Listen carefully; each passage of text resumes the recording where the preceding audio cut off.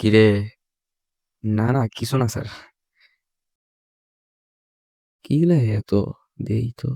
Sir তো দেখতেছি কিছুই তো পারি না। তো লেখা শুরু করলে আল্লাহর নাম নিয়া। সাধারণত আমরা জেনে থাকি যে অসাধারণতা একটি সাধারণ জিনিস। আবার অসাধারণ একটি অসাধারণ জিনিস।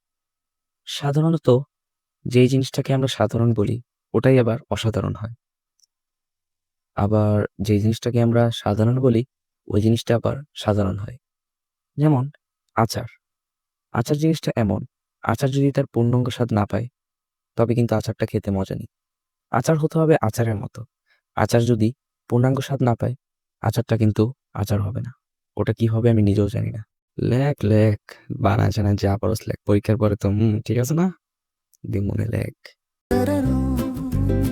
তঞ্জু ভাই